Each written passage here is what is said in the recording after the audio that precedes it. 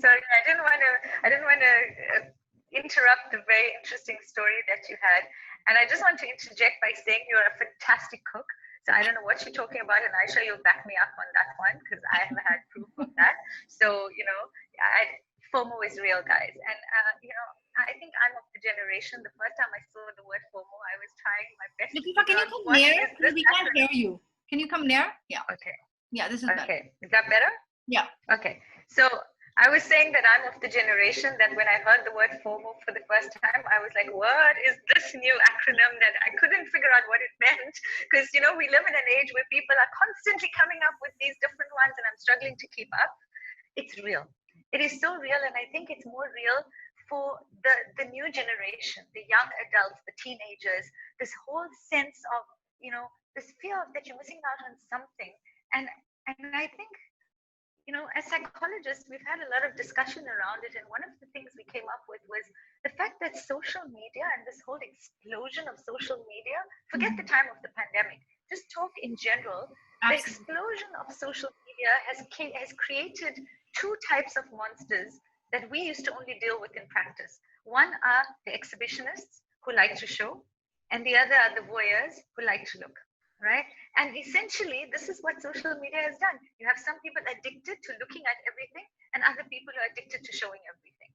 And in that process, it has created so much of discomfort for all of us because there is that sense that there's something that everybody else out there is doing that I should be doing. And yes, it's real. Okay. Is it valid? Is it something that we should allow to run completely unchecked in us? No, we shouldn't. Right? And the reason you and I are talking about it, I think, because under the current circumstance, without that ability to go and see, hear, touch, smell, and taste for ourselves, the only thing that we have is this exposure to what people are choosing to post. And people are posting because they also want to find a means of connecting and sharing. Remember that we spoke the last time about the fact that as human beings, we're wired to connect with each other. So this constant need to make sure that somehow somebody validates what I do is the reason that I post it. But I think that we don't think about what the implications of that are. So to answer your question again, it's real. Should you let it go unchecked? No, definitely something new. I completely agree. And I was reading this an article earlier this week, and it basically talked about they had surveyed global teenagers, and some of the statistics that came out, Latifah, were quite disturbing, to be honest with you. And I'm not sure how in your practice if you've been seeing this, but they said, and now guys, we're talking about globally the teenagers, right? 66% of global teenagers have an urge to go and share their details online on what they're doing. But what the most disturbing part to me that I thought was 60% of teenagers are reporting that they feel worried and anxious when they find out that their friends are up to something. So their friends have gone to the movies or the friends have gotten together. And I feel like it's not just with teenagers, right? I mean, we see it amongst friends, and we'll later get into more workplace. I guess my question to you, Latifah, is that can FOMO actually cause depression and anxiety? Or perhaps a lack of focus? Can FOMO be a cause for some serious illnesses like these? Absolutely, and I think it's such an important point that you raised because I think, you and I were having a discussion. I have seen a lot of teenage patients who are actually suicidal because of FOMO. I've had patients referred to me because they feel as if their lives are not valid. If they're not part of that group that is doing the stuff that all the in crowd is doing, they feel that somehow they are not good enough, they are useless, they are not popular, and nobody wants to be with them.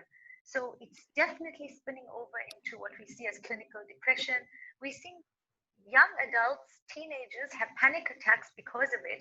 Even some studies that I came across which showed adults that are part of large groups in social media feeling extreme forms of FOMO because of what some members of the group are posting, number one. Number two, there are micro groups that form and then feeling the anxiety that they haven't been invited to those micro groups as well. So yes, absolutely, because remember that when we defined, I don't know if we did this in an earlier session, but the definition Latifah, your voice is cracking up. I'm so sorry to interrupt. But okay, so you know what I'm going to do? I'm just going to take off these parts. Just give me a second. Okay.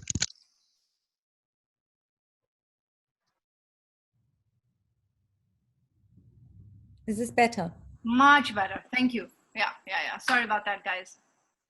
Absolutely. So, anxiety, in clinical terms, we define anxiety as a fear of something which may happen, which most likely will not happen. Now, isn't that interesting? FOMO is actually, all of anxiety begins with a fear. So it makes absolute sense that if you are experiencing FOMO, you are experiencing a form of anxiety. If and another thing is that a lot of people don't acknowledge it, and you were talking about that earlier. You had some comment around that, right? Yeah. About the fact that people don't want to acknowledge that they have it. Yeah, I mean, I was joking about it, but the truth is that, like, you do feel it. I'm not kidding about the fact that I've been looking at my friends making all these videos, and everybody feels, and it's, to me, it's a sense of accomplishment. Like, it's one of those things, like, I'm missing out on being a more productive human being. I mean, I'm exaggerating a little bit, but it does seem like that. Sorry, you were saying? I think, you're right. And, Rabi, I happen to know you really well, and you're quite a grounded person, and you're experiencing that. So can you imagine people who don't have a true sense of who they are, who don't have confidence in who they are? Imagine the implications for them to see that and compare themselves. In psychology, we have something called internal locus of control versus external locus of control. And I'm sure you've read about this. So people who have a high degree of confidence have a very strong internal locus of control, which means that things that are happening on the outside are not going to impact them as strongly. But a vast majority of the population have a very strong external locus of control, which means that everything that comes, all the stimulation, all the comments, all the input that comes from the outside is going to have a huge impact on what they feel and what they think about themselves.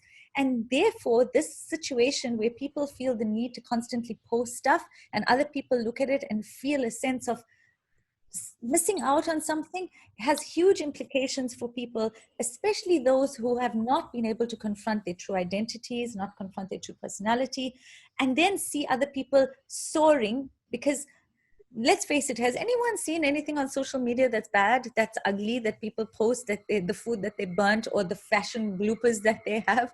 People always post the best things. And then our brain somehow takes on the idea that everybody else's life is perfect and somehow mine isn't, which is a myth. It's not true. Right. And I love the comment that you, when you and I were having that discussion, you made about how people experience FOMO for the life that they're missing out, right? Perhaps you can share that with our friends here as well. Yeah, guys, I think some of you would be able to relate to the fact that there is that FOMO, and I'm not a person who sees stuff on social media and feels that I'm missing out on anything, because one of the first things I realize is that the constant need to post everything on social media says something about you. It says that you are lacking something internally and you're looking for validation on the outside. So I always look at it that way and see it that way, and I don't feel the need to then feel like I'm missing out on something. If you're posting in terms of business and in terms of things you're doing, wonderful. That's something we all should be doing. But when you constantly feel the need to post every side dish that you cook, it says something about your own internal rating. So that's one part. But the other part, I think, which is a huge element of FOMO that people are probably missing, is the fact that there is a whole life that we planned for ourselves. We planned it at the beginning of this year, and suddenly the ground got swept away from under us. For most of us, I think that's something we're grieving for, and we have FOMO for, is the life that we planned that we're missing out on, and we're not sure. And I see a thumbs up coming from Rida saying exactly right. And I'm pretty sure, hit the thumbs up, whoever thinks that's true, because I think I feel that. We look at the news sometimes and we're thinking about these holidays we planned in Italy, and we're thinking, are we ever going to be able to go back? Yeah. Does that resonate with you? Sorry, guys. I think I had muted myself. No, absolutely. I think that's such a valid point that you make. But Latifah, when we're talking about this, like, FOMO leading to feeling bad about your personal life is one thing, but letting it interfere in your career, I feel like that can be even more damaging. And I feel like this concept of FOMO is really trickling down a lot in work, especially in these times. As I hear from a lot of my friends who are in the corporate world, as people are at home, stuck at home, they're not meeting these people enough, right? So they have this constant what if. what if I'm missing out on certain meetings? I have this urgent need to be part of every meeting. I have this need, otherwise, what if I'm going to be replaced? So I think the what if question that's coming up is really causing a lot of anxiety, especially in workplaces. What do you suggest about that? Well, absolutely right. I just got off a call with a client that, he lost his job a couple of months ago before the whole pandemic. And he was describing FOMO, people who actually have work, right? So there was that one element of people who've lost their jobs experiencing that for when they watch other people get busy with online sessions and online video calls. So that's one element in the corporate world. And I think that's very real. But what we're seeing emerging, and I've had a lot of chats with some of my corporate clients, is people feeling so afraid and feeling so worried about the fact that they may not be able to retain their jobs, that they are excessively getting involved in meetings and sessions and being annoyed and affronted if they get left out of a meeting, because they think that somehow that heralds the doom. It heralds somehow the axe is going to fall on my head. So that fear of missing out on a meeting, which you would probably never bother to attend if you were at the office, Sure. or a manager who is constantly asking you to update on every single email that you send out because he's worried that he may look like he doesn't know what he's doing. Right. It's a whole new reality that has emerged where people are starting to want to feel relevant, and then there is this over communication. I don't know what you guys think. Those of you who are working in offices, we'd love to hear your comments later, but are you hearing that from your clients, Rabi? Oh, absolutely. Very similarly. And there's this other concept that I feel like is as well, which is similar to what you were saying about missing out on life, which kind of falls on the career as well. That's about the concept of like, what am I missing out? What's the next opportunity? So it's almost like an opportunity FOMO, right? Like, what opportunity am I missing out? Like, and this constant, like, if I have said no. In fact, I had a client recently who declined an opportunity that came to him. And this is just before this whole corona situation. He declined a very big opportunity in Dubai that came up and stuck to his job. But he can't rest. He can't, even though he's made the decision to stick with his current job, he's constantly thinking about, what if I've made a bad decision? What if I've kind of, so that what if, I feel like, I don't know if I would still call it a FOMO, but it still kind of falls into this category. What would you say? Yeah, well, look, in psychology, we always talk about, if you're going to say what if and add something, what if everything works out the way I wanted to. Sure. So you need to change your what if narratives to something that is positive, because we tend to get trapped in the cycle of, what if that was a better job? What if this doesn't work out? What if the sky falls down tomorrow, right? And you really need to change those what ifs into something more positive. What if I took the job and I got retrenched because so many people in Dubai and all other countries are going to be losing their jobs? So I think what if is getting a lot of people into trouble. And that has been the kind of thinking that has gotten us into trouble even before the pandemic, but even more so now, right? Because I think when we become fearful, and because there is so much of uncertainty, we don't know when we are going to fully emerge. We do know that it's going to be a new normal. We do know that it's going to have to bring a version of ourselves that we're not even familiar with. And that in itself is creating a lot of anxiety for us. So we fear missing out on what's familiar as well. Sure. That's the other, yeah. Absolutely. Latifah, we have a question here, which I feel like is very relevant. Prashant is asking a question. So I'm going to read it out loud over here. And what he's saying is that, I've had this with or without COVID. It's not about, it's about information. I believe whatever I have is not enough. Sometimes that stresses me out. So it's this constant, and I think the other comment he made later was, it's also so much bad news that he's hearing constantly, right? So I'm sure there's one part to it, which is like FOMO of like, am I missing out on the news, especially with these statistics and stuff that are constantly coming out, right? And I think the other part is, which I think he raises a really good point of, whatever I have is not enough. And I think that concept stresses him out, right? So sorry, go on. Prashant, I think that you won't be alone. I think if we open up the mics and we ask everyone, and we open this to a lot of people, you're going to hear that at a personal level. You're going to hear it at a corporate level. Sure. And essentially the comment you're making to yourself is, what if I am not enough? It's not even what if I don't have enough. It's what if I am not enough. And I think that is something that is something that challenges most of us and gets most of us into trouble. And I think the most important thing we can do is, what if I am? All right. It's just changing the question to what if I am? And the next one, which is, how much is enough? Sure. Okay. Because there's never going to be enough. There's always going to be someone who's achieving more, who is doing more, who is able to do so much more. And you have to set that boundary for yourself. You've got to tell yourself, how much is enough? When is it going to be enough? Define that for yourself. And ask yourself, what if I am enough? Because honestly, in somebody else's life, you are more than enough. Okay. In somebody else's achievements, you are more than enough. So I guess today, really, Rabi, we've been talking a lot about shifting perspectives. It's really about shifting perspectives. And that's what we really need to be actioning and thinking about.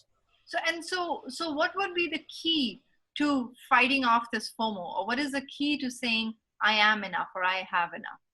And that is? I think it's practicing gratitude, right? It's the first practicing gratitude. It's just taking a look at yourself, looking inside and being grateful for what you have. Whatever you have right now is exactly what you need. You may not realize it because we're just hungry human beings. We're constantly looking for something more. While you were talking earlier, it reminded me of a friend of mine when we were at university, and her boyfriend proposed, and they had a very stormy relationship. So it was very intriguing that he did propose. And this was her comment to me the night that we were talking about it. She said to me, what if I'm just settling? What if there are so many better men out there and I choose to marry this one? Yeah. Okay. So, this is our human nature. Nothing is ever enough. What if? We don't know. We are required to take leaps of faith in everything that we do. But most importantly, I was reading something, about all the things that this pandemic has challenged us with. And one of the things is that it's challenged us to confront our true selves. And most of us are not comfortable with that. So, the takeaway has got to be, practice gratitude for what you have and practice acceptance for who you are. Because when you do that, everything that comes from the outside is going to be put in the right perspective for you. So well put, Latifah. Absolutely. Latifah, Anjum here has a really interesting question, and I'll read it out, and then we'll open up the mics to everybody as well. She's saying, I, as an employer, I decided, what if I don't push any one of my colleagues to do anything? I found after some period of rest, all of my teams, except for one, started to work efficiently by themselves. What if we don't push people and see what happens? Well, you know what? I have to applaud you for that, because that is what we call leading in transformational style. This is the kind of leadership we were talking about, leading in the new normal. If you trusted someone enough to give them a job, then trust and respect them enough to know exactly what they need to do to perform. And that is what leadership is all about. And this particular situation is helping us to identify the leaders that are going to be relevant in the new normal and those who are going to be left behind. So well done to you. It is absolutely the right approach, in my opinion. So guys, we'll open it up to anybody else who has a question. So just ping me or let me know, and I will open up the mic for you guys. And even if you don't have a question, even if you have a comment that you'd like to share, we would love to hear it. Yeah. And if you are not going to have a question, then I'm going to actually pick on somebody who requested for this talk. So Sadia, are you there? Since you have requested for this conversation and we have Latifah here, please go ahead and share what are you experiencing or seeing about FOMO at work. So I think not so much at home, but at work. I think while everybody is getting used to this new way of working, and honestly speaking, 6 weeks into it, I've been working from home for the last 6 weeks. It's far more productive, than working actually at your office premises. But I think one thing that does stand out is that everybody is worried that am I and my projects, are we getting enough airtime? is what I am working on, important? Or, because when you speak to each other now over the phone, you realize that somebody will say, oh, I presented and that got approved, or I got funding for this or whatever. And suddenly you go into this spiral, right? You're like, oh my God, my project still has not been presented. I haven't gotten funding. Am I doing the right thing? So, there is a certain level of anxiety. But at the same time, I do think that it's also kind of like enabled a lot of us to kind of let go of all that negativity. I don't know if you guys get what I'm saying, right? Yeah. So I think that I've managed to filter out, bulk of my conversation. And I was saying this to Rabi the other day, that, people who would randomly come and tell you, this is happening, that is happening, and that would just take your anxiety level to a different level, right? And now that you don't have access to people in person, it will just drive you insane. So, I mean, I completely agree that, that, I think you just have to keep on kind of like reiterating this to yourself that, it's all going to work out, and whatever we are doing, it's meaningful and it is important in its own way. And you're not competing with anyone. You're driving something very different. We all have our own trajectories. Absolutely. Thank you so much, Sadia. So, what do you think? Yeah, sorry, go on. I think what Sadia said is it's so valid. And I think it's also, when she spoke about filters, it reminded me of something about the fact that, when we're under extreme stress, we actually lose our own filters and we start taking on the filters that people are publicly posting, and we stop filtering for ourselves the kind of information that we want to take on board. So, when people start over talking about the achievements that they had, especially in a time like this, it speaks to their lack of confidence in the actual achievement. So you need to realize that when you really achieve, you don't really need to go and exhibit it to the whole world. So your filter needs to be filter who you listen to, filter what you read, and listen to yourself. This is your best time to activate your own confidence in what you do. You did get the job, you did perform in the job, and you will continue to do so. And if you don't, something better is going to come along. This is the cycle of life. So there are certain things within our control and certain things that they're not. And Latifah, show up as the best. Yeah. And one other thing that I'm kind of noticing also, and I think a couple of people will also vouch for that, is the fact that people are working a lot harder. So I think because of this whole uncertainty in the air about people's jobs and stuff, people are literally working 20-hour weeks because they're at home, they have access from a technology perspective. And I think that concept needs to kind of sink in, that while work is infinite and our time is very finite. So guys, we need to have that balance, because if you keep kind of being in this FOMO mode and trying to work hard and overachieve, you'll just burn yourself out. Right, Latifah? Absolutely. Work-life synergy is more relevant now than it ever was, because there are no physical boundaries, which means you need to create even better boundaries to create those synergies between your work and life. So it's even more relevant. But Rabi, if there's no other question before the next question pops up, the one thing I think we missed out talking about is a lot of parents are experiencing FOMO now from watching what other parents are doing. And I don't know if that's relevant for you. You're seeing these parents doing this with their toddlers and those parents doing that with their teenagers. And I've seen a lot of parents starting to doubt themselves and doubt whether, am I a good enough parent? I'm not doing any of these. I'm just barely managing to get through the day with the homeschooling and the work and the cooking the food and doing all of those things. Again, questioning, am I a good enough parent? Because you're watching what everybody else is doing. Well, guys, if these parents have enough time to post what they're doing, they're obviously not as busy as you are. All right. You're juggling so many balls in the air and you're doing a fantastic job. So just remember to validate that as well. Every parent is on a learning curve and everyone is doing the best that they can. Choose to take the positive messages from those that are giving you really valuable tools, and the rest that need your validation, you need to filter that out. Absolutely. And I think the biggest takeaway for me from this conversation is that to have gratitude, like you said. And I think if I bring the practice of gratitude in my everyday life and just every little scenario as well, I think it just puts things in perspective, right? And then we don't get stuck in that mode. Where and I think like, and it's real, because even I will admit to the fact that last week I just felt like I was running so fast. And I was pushing so fast and because I constantly had this feeling of, I need to get more done. Because I'm at home, I feel like, am I slacking? I need to get more done. And literally, I think Aisha told me to do this back and look at everything that you've done in the month of May. Why don't you just kind of put together the tally of that? And when I did, I was like, well, actually, I kind of accomplished a lot. But it puts things in perspective, right? But otherwise, you're just constantly running in terms of, again, like the fact, have I done enough? Yeah, but I think also, Rabi, I mean, there are people on the chat who are probably, looking at, maybe they don't work, maybe people are at home. And I don't think this is a period of doing. I think this is a period of being. And if you can really, really latch into the fact that this is really an opportunity to get in touch with your being while you are doing whatever it is you need to do, but this is really a period of being, you're going to get something really meaningful. You're not going to be the cordon bleu chef. You're not going to be the artist, and you're not going to be the fashion designer, but you're really going to be in the moment and be the best version of yourself. And if you emerge that, then I think this virus would have really served a very powerful purpose. Oh, absolutely. Absolutely. I agree with you. I know Arshia has a question, but I'm trying to figure out, she doesn't have a mute button. So I'm trying to figure out, Arshia, if you can unmute yourself if you have a question.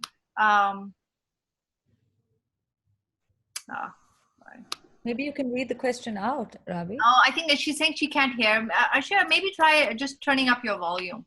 So I think we're almost running out of time, Latifah, as well. What would be your kind of conclusive statement over here? Well, I have two. One is, I think, gratitude, as you reiterated, and the other one was simply learn how to say no.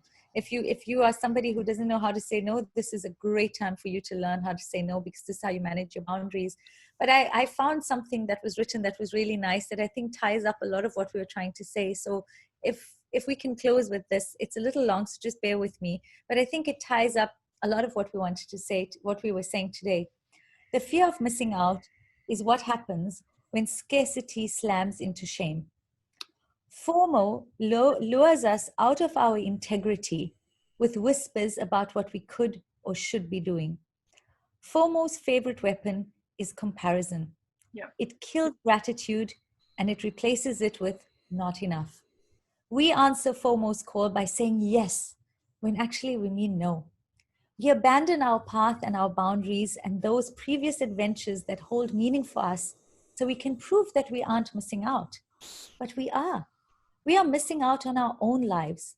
Every time we say yes because we are afraid of missing out, we say no to something.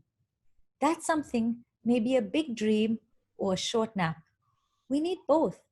Courage to stay our course and gratitude for our path will keep us grounded and guide us home. How beautiful and apt for this. Thank you so much, Latifah, for sharing that. Guys, if you don't have any other questions, we'll kind of end our chat. We will see you next week, Monday, same time. Once again, please do share if you have other topics you'd want us to discuss. If you have questions, share. My last ending quote is, life is too short for FOMO, YOLO instead. Thank you so much. Thanks. That was lovely, Rabi. Thank you so much. Thanks, guys, for joining. We look forward to seeing you next time. Thank you. Thank you. Bye. Bye-bye. Thank you. Bye. Bye.